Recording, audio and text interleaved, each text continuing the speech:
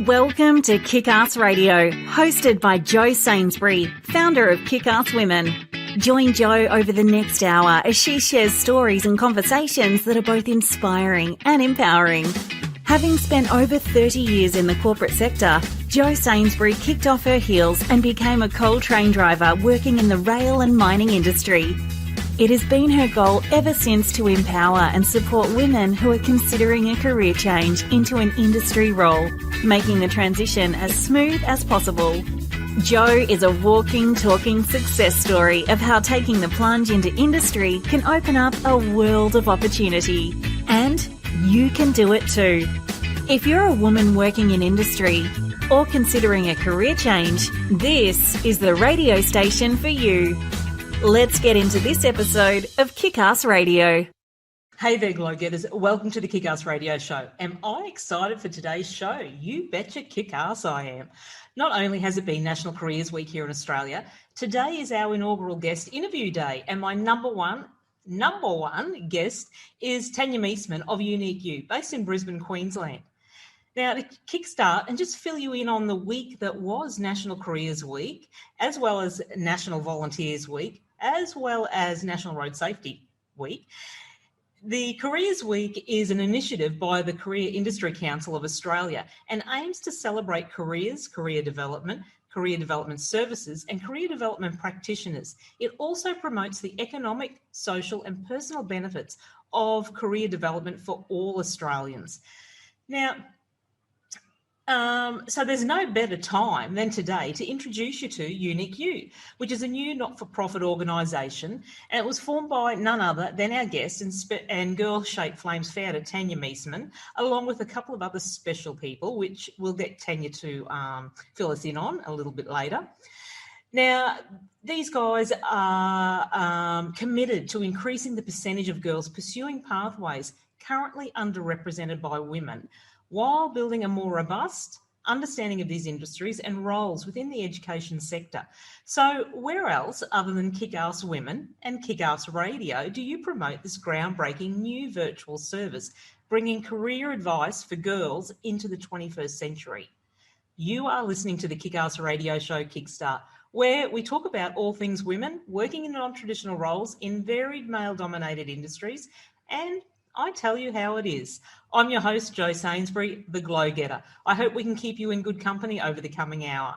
A huge shout out to all the women working out on track and on site today all over the globe. Stay safe and have a fantastic day or night shift. And this might also be a good time for a trigger warning that today's radio show may contain some adult language. Okay, let's get into it. Hello, Tanya, and welcome to Kickass Radio. Firstly, thank you for coming on the show, and congratulations on being my number one guest, of course. I know.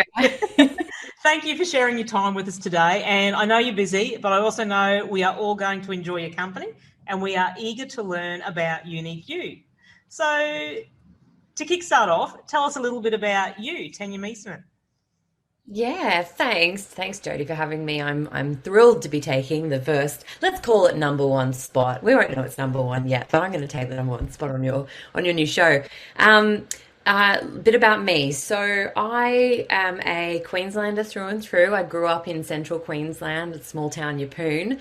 Born in Mackay, actually, and then grew up in Yeppoon. And so I always had big city lights in my sphere, I would say.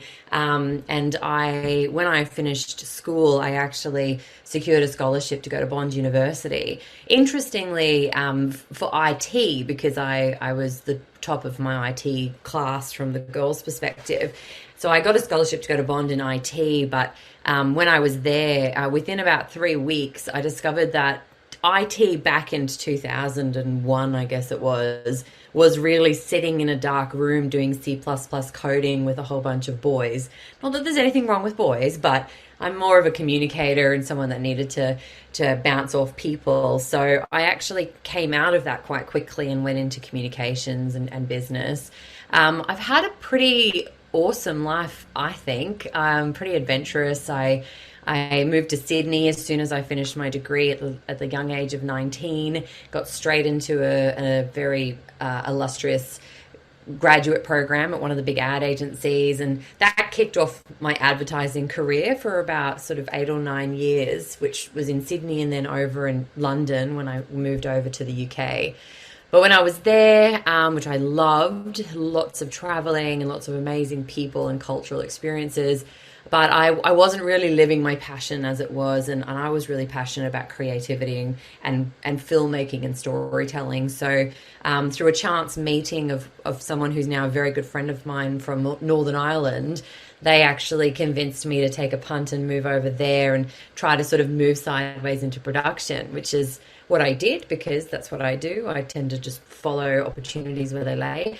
And sure enough, I got straight into film production on my first feature film within 6 weeks of being there. I was the production manager. And that's kicked off.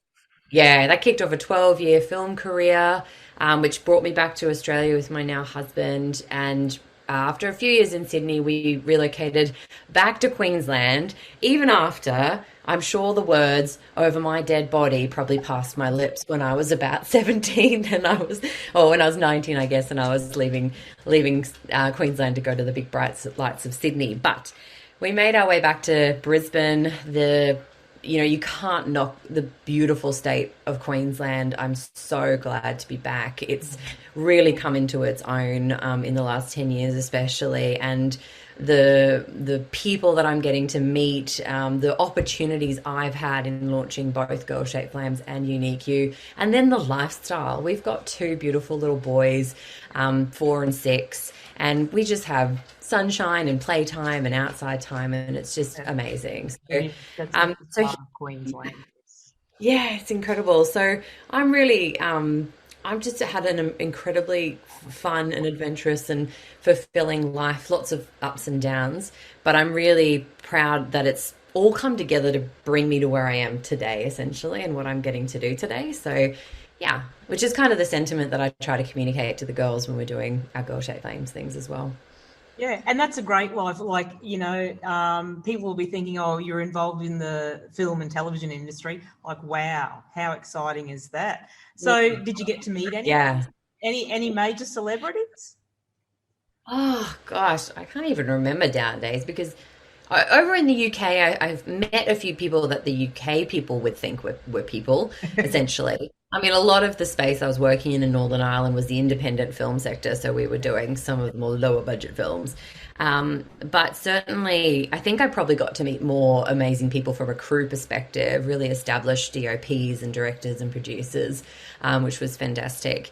But a life of film is, if it's your thing, it's so amazing. It's so dynamic. It tests you in lots of different ways. It's so many people that are there because they love it and they are passionate about it. So you're surrounded by all of these people that just are living and breathing their passions and what they do. And to be honest, until I started Girl Shaped Flames, I mean, I was convinced filmmaking was don't tell my husband, but probably my number one love. And so I was so committed to filmmaking for the rest of my life because I loved and adored it. But as life threw me its little wiggles and things, and I found myself looking for, and it wasn't even looking for, I found myself recognizing a really critical problem when it came to girls and their self-worth and their self-belief and their confidence. And I'm a doer, I'm a bit of a doer and an organizer and a fixer, and so I saw this problem, and everything about my previous life sort of became secondary, and I just decided I really wanted to do something. I wanted to try. I just wanted to try and do something about it. And so and what you'll see is a lot of with Girl Shaped Flames, there's a lot of film bits involved now. We'll have little videos we make, and we film camp whenever we do it. And that's just my sort of throwback to my filmmaking career where I can. But really the path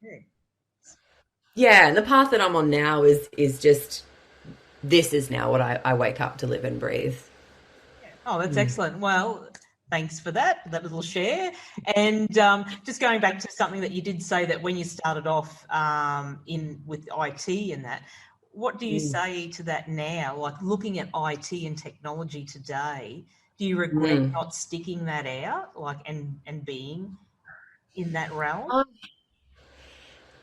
I don't know that I can regret it, only because I have enjoyed my life so much. But what I do in light of what I'm doing now, especially between Girl Shaped Flames and UNIQ, it's given me many more opportunities to reflect back on what would have happened if I had stayed. And when you ask that question, in tandem, the question becomes, what might have got me to stay in IT? Because I'm a very natural. I've got a very natural technology mind, and I probably would have done incredibly well in it. But there is something to be said for what I'm working in now, which is female role models, and the fact that I didn't have anyone else that resonated with me on that level. There were no lecturers that were women, there were no students that were women, and there were no industry examples in 2001, and you know, this was right around when the crashes were all happening as well, the .com and everything. There wasn't anyone in my realm who could say to me, I know that it's a bit dry and challenging right now, but I promise you around the corner are these really incredible things. And the opportunity that tech has to change the game in a significant way when it's applied to problem solving, that would have very much interested me, and that would have really kept me engaged. But the absence of that meant that I went looking for those things elsewhere, and the IT industry obviously lost a future unicorn because of it. Could have been me with Canva. we all have. If we all had it in hindsight, wouldn't we? Wouldn't we love to be in that position? All of us. Yeah. Now, listen. I've followed your little journey with Girl Shaped Flames. I come across it by accident and absolutely fell in love with the enterprise, and so much so I reached out and said, hey, can I be part of it?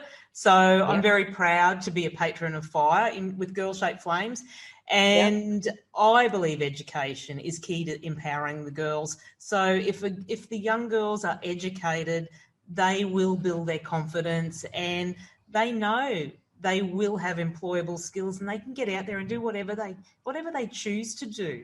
So I'm very much for supporting you and in your endeavours. So tell us now, actually just tell the listeners a little bit of a story about Girl Shaped Flames to introduce us, and then lead us into UNIQ and what's UNIQ all about. Yes, absolutely. So the short version is just that when I did come back to Queensland, I took a job as head of brand and communications at a set of 3 international baccalaureate schools here. And it was during my time there that, I'd always mentored girls, predominantly girls, throughout my career, my 2 different careers. I'd generally been one of those people who likes to help advise and guide and all those kinds of things.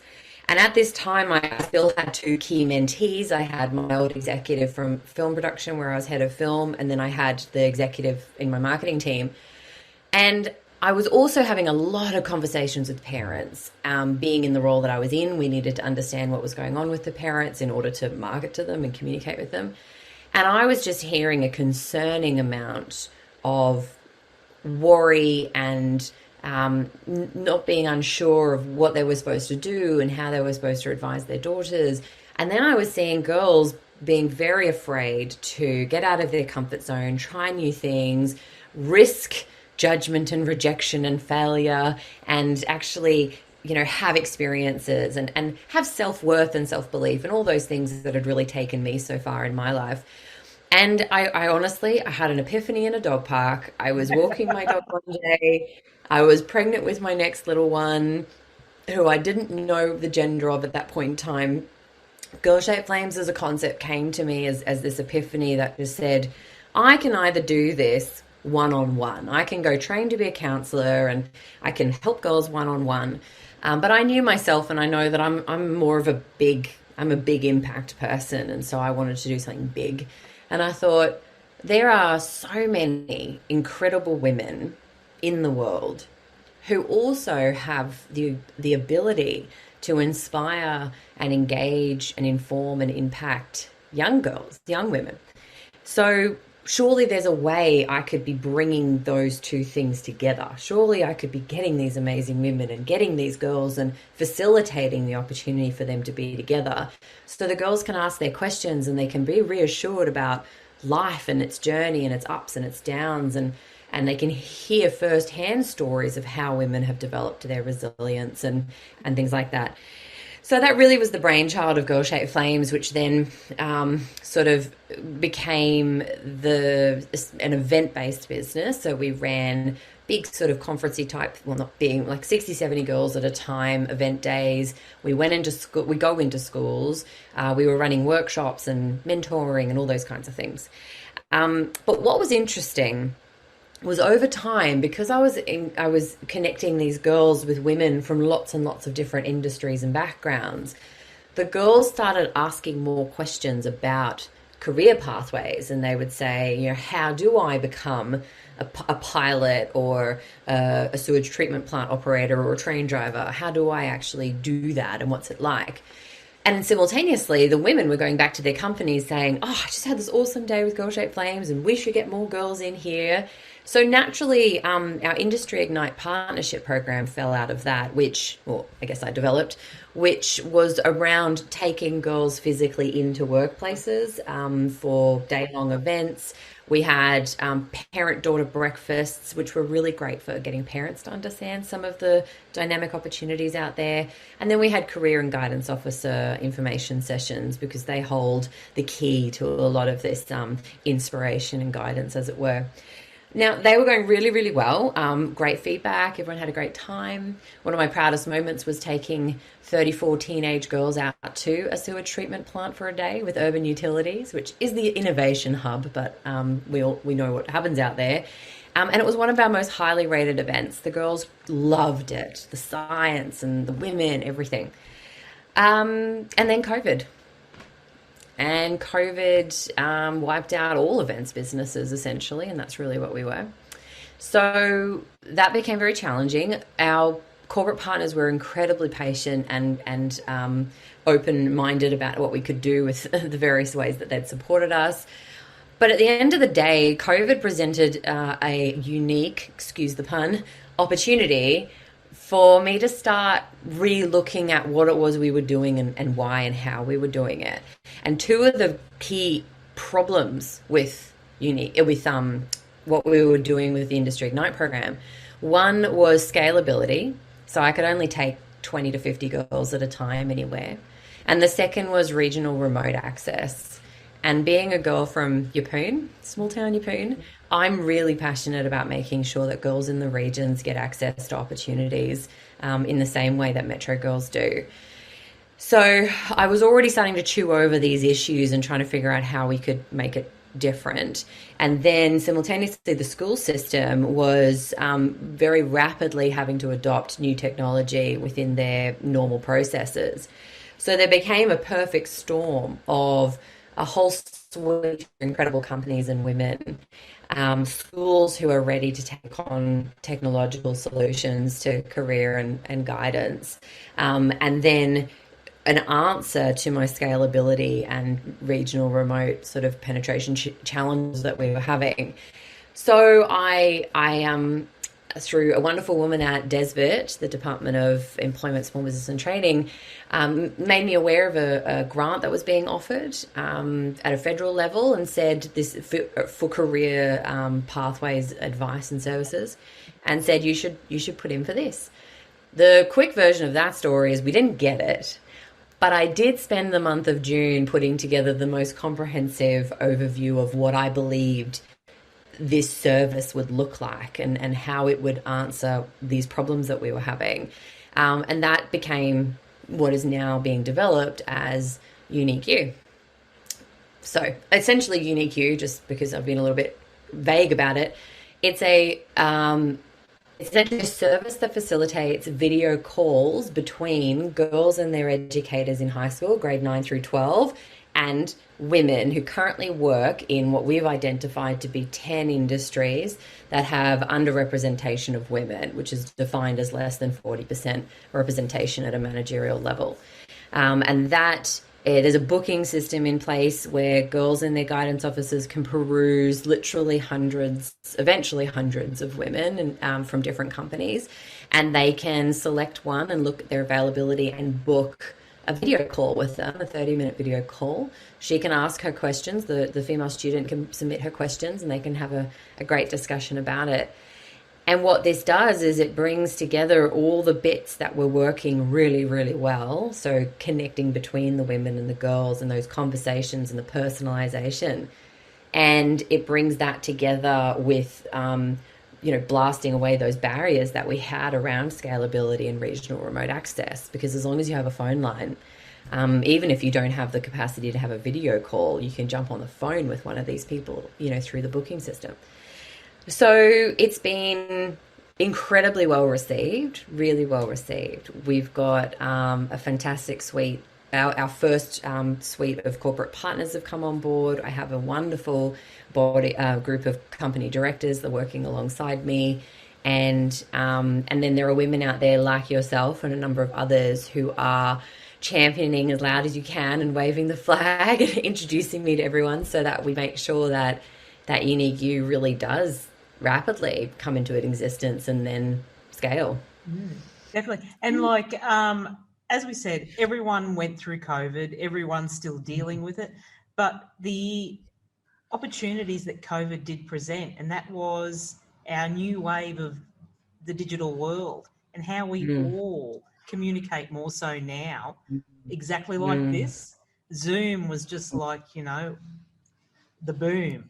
And it's the way forward. And how best to, if parents can't take kids to functions and events, they can jump online and they can attend these. They don't have to miss out. And especially in rural and regional communities, these are just ideal opportunities and absolutely amazing resources that's, at their fingertips, literally at their fingertips. And as you said, with the phone calls or the video conferencing with these mentors, there's no better way than to connect than by, by communication with talking face to face, learning about what these women have, the challenges that they've themselves have faced in their careers, because no one can succeed out failing. And everyone, the girls need to know that we've all failed in our lives in various different areas, but we're all succeeding now. Just got to get back on that bandwagon and accept a failure as a step of progress. And that's a message that we really need to get home to the young girls, that, if they fall off the horse, that's not the end. And it's not the time to quit. It's the time to get back up and go forward again. So we'll have a little break and we'll listen to a tune, and we'll come back just soon, and we'll hear how we're going to get the message out about UNIQ to our corporate partners and businesses to get them on board. Okay. Yep, sounds good. Hey Glow Getters, have you heard about Kickass Women? Founded by Jo Sainsbury, Kickass Women is dedicated to empowering and supporting women who are considering a career change into an industry role. Visit our brand new website at www.kickasswomen.com.au or follow Kickass Women on Facebook and LinkedIn today to keep up to date with all things Kickass Women and the incredible opportunities and content we have for you. See you there, Glow Getters. Okay, thanks for tuning back in. So we've got Tanya Meessmann of UNIQ joining us today, and she's been filling us in on what UNIQ is all about. So continuing on from that, Tanya, what can you say, or what do you envisage the impacts and the benefits of the program are going to be, and especially for our corporate partnerships that we're looking for to support it? Absolutely. Well, look, one of the really strong aspects of UNIQ is that it's been designed after having worked in this space of career advising for girls for the last sort of 4 years. And I've been working in with the girls, the educators and the corporates and the women, and through that have really devised a service that answers a lot of the needs across the board. So the way we often talk about the impact that the program is going to make is, well, firstly, even just some numbers. So in the first year alone, we're in development now. We're looking to onboard at least 30 schools around Queensland by the end of this year. And next year, we're looking at facilitating at a minimum at least 600 30-minute calls between girls and women across 10 different industries. So there in itself is the beginning point of scale impact, as opposed to taking out smaller groups into in-person events. And because once the platform is built and we can scale, there are over 10,000 secondary schools across Australia and close to 600,000 grade 9 to 12 female students across Australia. So the idea that every single secondary school should be able to have access to UNIQ one day starts putting some very serious numbers behind industries that are looking to grow their pipeline of female talent from the early stages, as it were. So what we really see is we see 4 key areas of impact. The first being the girls themselves. So we're dealing with Gen Z, and I don't know if anyone's hung out with a Gen Zer these days, but they're a little bit different to how we grew up, and their expectations and their interactions with the world and their lives is different as well.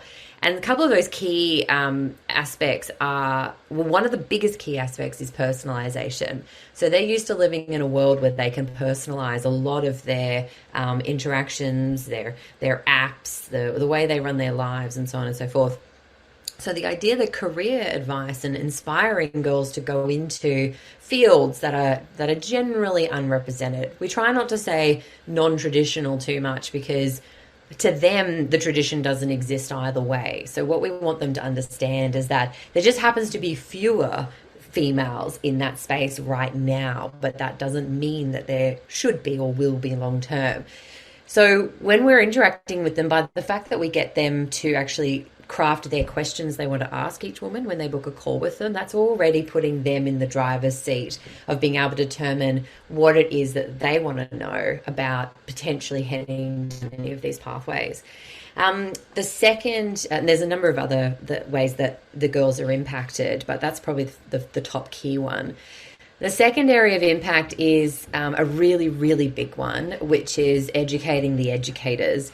If we're going to make significant impact across full industries to start changing numerical shifts, like increasing the number of female apprentices from 2% to 4% and increasing the number of women going into such and such industry from 12% to 15%.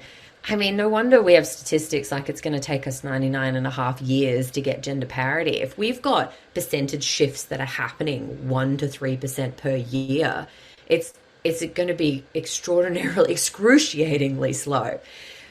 The way we can address that is by, increasing this pipeline significantly. So not only hundreds and then thousands of girls being able to have access to this kind of an experience, but by informing and educating the educators, we are then having an exponential impact on, because then every girl that they interact with, and they have hundreds in their charge every year, they can then go on to impact them. So it's the secondary effect.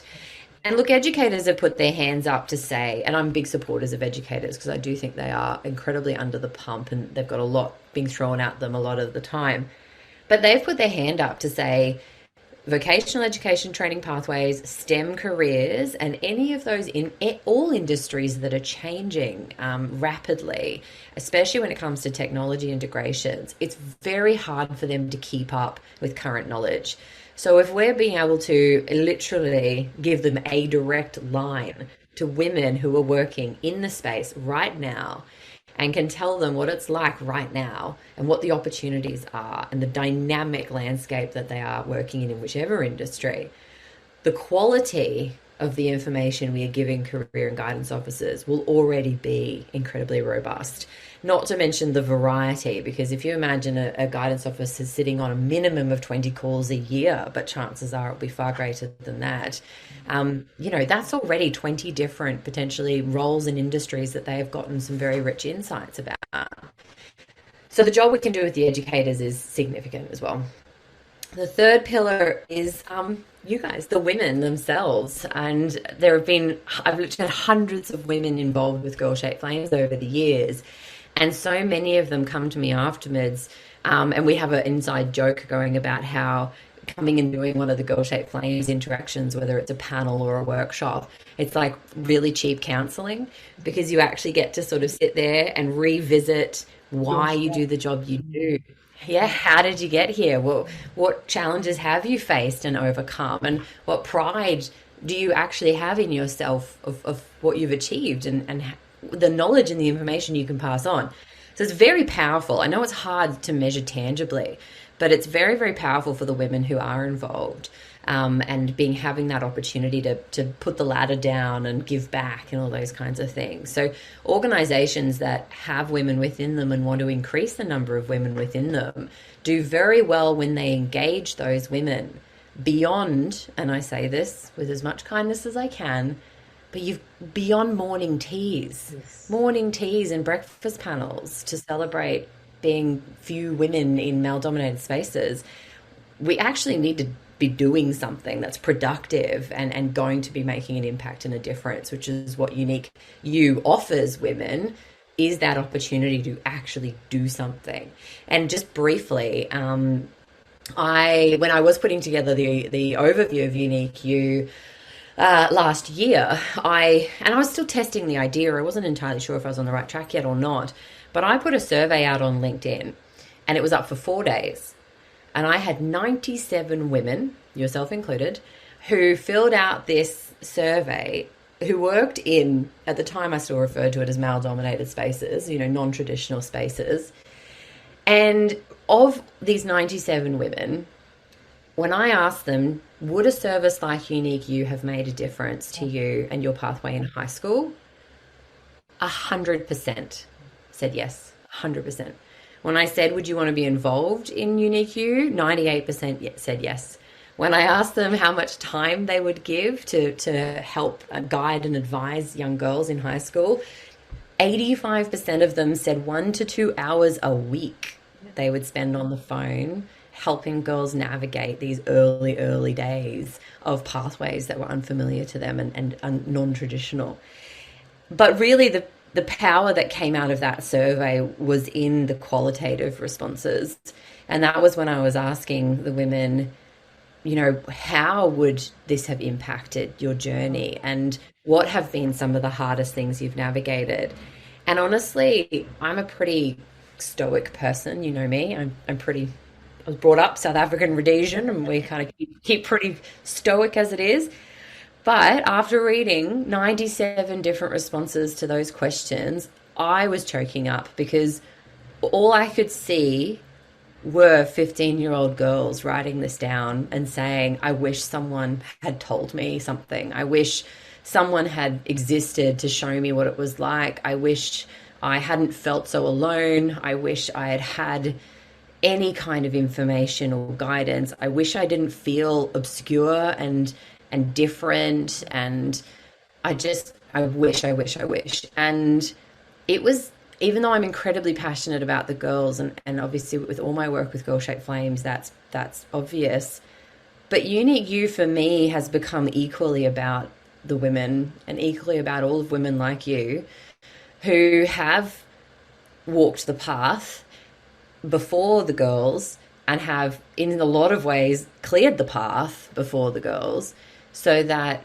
now they're going to have, hopefully, a slightly easier path into these opportunities that can be really fulfilling and can be really incredible and adventurous and challenging and amazing. And so, I support that. Yeah, and that's how you feel, isn't it, Jodie? Yeah, like going back to educators, like that's where we really need to concentrate, because if the educators don't know these resources and initiatives are there, the girls aren't going to know. And so I did come across a local vet committee that they were very much in the blind side. They didn't know what was out there. So I've been able to introduce them to the likes of yourself and a couple of other avenues that we can actually pursue and get into the schools and showcase that there's that many opportunities out there, and it's an acceptable pathway today for girls to take. It's, you know, it's not out of the norm. If they want to be an engineer or, as you said, a sewage water worker, that's fine. And it's a what can we say? It's going to be a natural pathway to follow. They're not going to feel secluded. They're not going to feel, you know, out of the norm, because the more that we get out there that all these spaces are open and welcoming to women and girls, that's the future of work for women. So we definitely need to get the message out there, and particularly with educators, and, as you said, hold more events, more educational events for the girls to participate in. A lot more industry participation.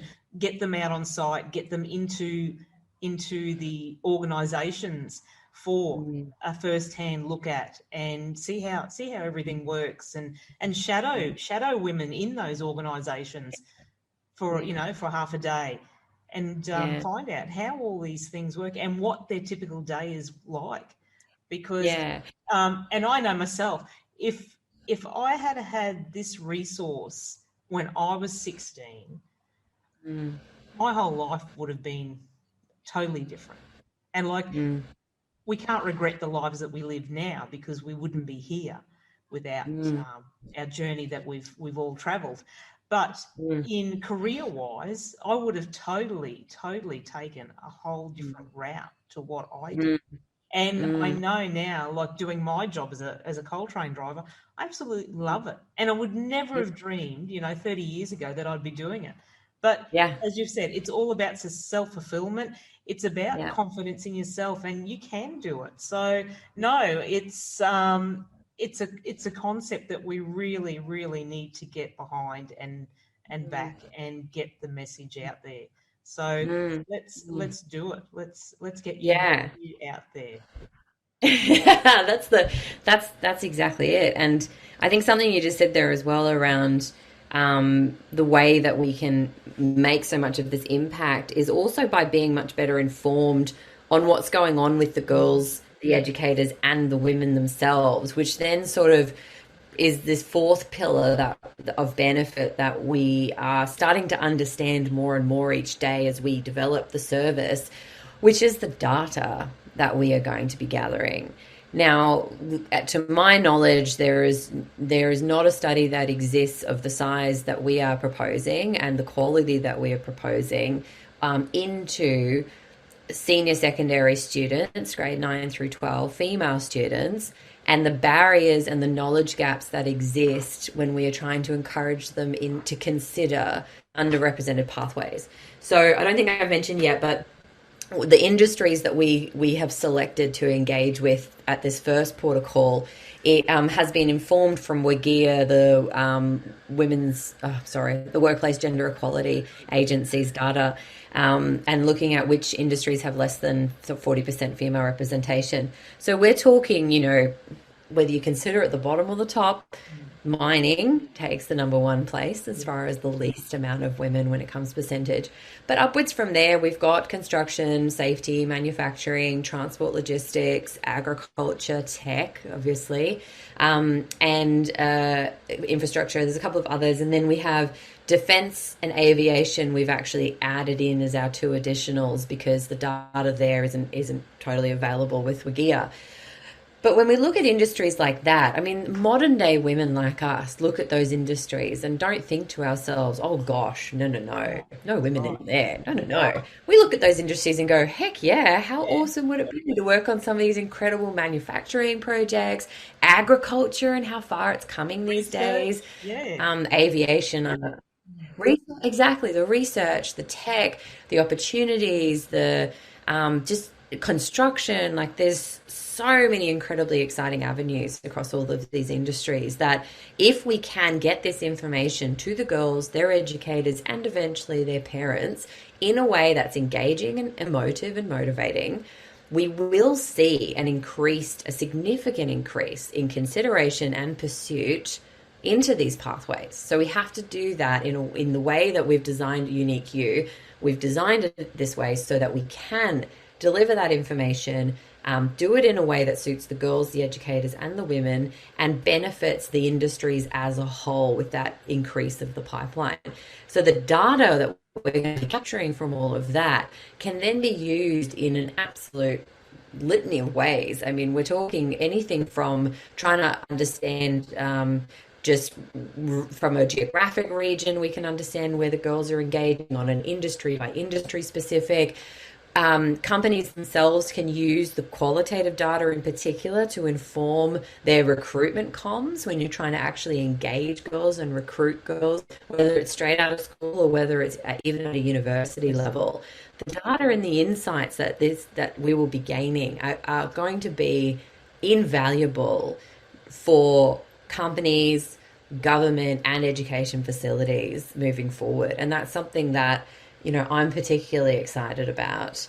And then what we can do with that data, to your point about getting more girls into experiential activities, getting them to go and actually try and do and experience. One of the critical success factors for those types of engagement are that the girls have some sort of knowledge and desire before they go and do it. If you send a girl who doesn't understand anything about the construction industry to go try a trade and throw a hard hat on and try to do some construction for the day, your chances of success are reduced. If you send a girl who had a 30-minute conversation with a female carpenter and off the back of that conversation rated the likelihood that she'd like to pursue carpentry as 7 or above, you send her to go try a trade and put a hat on, and I guarantee you your success rate of encouraging her to follow that pathway will definitely be increased. So what we see UNIQ also offering is a curation service where we can identify individual girls who are interested in individual industries and pathways because they've told us, because we've surveyed them. We can then pinpoint those girls and direct them into these silo activities. QMER's got their mining program, CSU have their try a trade. All the different industries have their different ways of engaging high school aged students. And we can then actually cherry pick those girls who we know are interested, engaged, and they're emotionally invested, and we can pop them towards these other opportunities, thereby increasing the likelihood that they will pursue those pathways. So really, UNIQ is coming into this ecosystem in order to enhance it and scale it. That's the dream. And that's a big dream. But we're all I told you, I don't do things by halves. We're all here to support the dream. But I think that's the number one thing is we all love. There's our timer. We all love like curiosity. We need to make the girls more curious. What piques the curiosity? So put the little teasers out there and let them have their feelers and go towards what draws them naturally. And as you said, have that conversation with that person in that industry and let them feed their curiosity and let it go from there. But so do you want me to let you know how companies can help us do this? Yes, let's get onto that because we might have to come back another day just to follow up on it. But so, let us know. So basically, right now, our funding model is through corporate sponsorship. So we already have a number of fantastic, very early supporters in Urban Utilities, Shell, Scheduler, SEQ Water, Tesserent, which is one of Australia's largest ASX-listed cybersecurity company, Oz Minerals out of South Australia, Girl Shaped Flames is supporting. So we've already got sort of the first number of sponsors on board. We are looking to bring on another sort of 10 to 15 corporate sponsors for our first year that I was talking about before. So what we're really looking for are companies that are in those industries I mentioned earlier, particularly particularly in resources, construction, manufacturing, agriculture are areas that are, and aviation and defense. Logistics, definitely. Transport, logistics, infrastructure. So any companies that work in those areas that also believe that in order to significantly change the statistics we have around gender imbalance, we have to do something different and we have to start earlier in the pipeline. If they're passionate about that, if they want to give their women some opportunities that go beyond morning teas and swapping business cards, and actually give them opportunities to really impact the next generation. But probably also equally importantly, if they want access to this data that is going to tell them how they can better not only recruit, but how they can better spend their recruitment dollars to actually target in a way that's going to get girls in through their doors to employ them. I would like to speak to those companies. Those are a lot of the benefits that the companies who are already on board have recognized. And we also recognize this is a whole of industry challenge that we are facing. So whether you think you're going to get immediate ROI off of our grade 9 to 12 goals, or whether you can see a longer term investment. You just took the words out of my mouth there, ROI. Yeah. So the best investment that the companies and organisations can do is invest in girls that are invested in their career, that they want to pursue those careers and they want to excel and they want to be curious about those careers. So that's definitely ROI for industries is invest in these programs like what you're saying. So Exactly. Yeah. So that's basically it. Excellent. Well, thank you very much for joining us today and for sharing UNIQ. We'll put all your links to UNIQ and Girl Shaped Flames up on the Kickass Radio show episode notes, and we will feed it through. We will get the message out about UNIQ. So thanks, Tanya, for joining us today, and we will get you back again to talk about the progress of UNIQ and how it's going. It'll be amazing. Thank you so much, and thank you for your support. It's just been unparalleled. Thank you. There's no question about it. I just think it's a great resource, and we will get it out there. All right, then. Thanks, Tanya. We'll catch up with you later. See ya. Hi, Glow Getters. We're Brenjo's Earth Moving, a professional earth moving business specialising in a range of infrastructure works across a variety of industries, located in Mackay, Queensland. Here at Brenjo's, we're a family-owned company backed by an incredible team.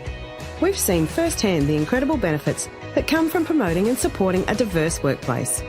We're so proud to be sponsoring Kickass Radio and Kickass Women's Mission to support women entering into non-traditional roles and careers. Okay, that's it, guys. I do hope you enjoyed our show and especially our guests. So a very big thank you to Tanya Meessmann for sharing UNIQ with us. And I hope you've all found the information about UNIQ helpful and valuable, and that it gives you something to ponder and perhaps action over the weekend for the tween and teen girls in your lives.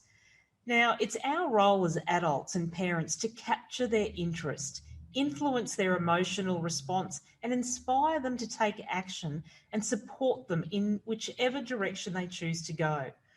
And it is important to engage girls at an early age and keep them interested. So we can all play our